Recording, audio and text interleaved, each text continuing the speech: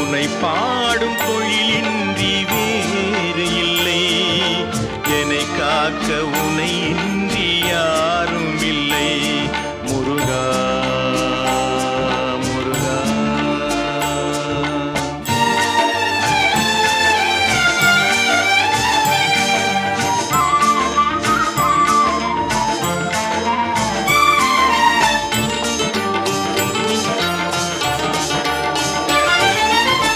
கற்பனையில் வருகின்ற சொற்பதமே அன்பு, கருணையில் உருவான அற்புதமே.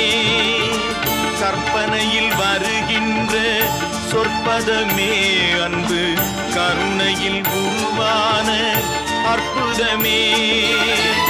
சிற்பச் சிலையாக நிற்ப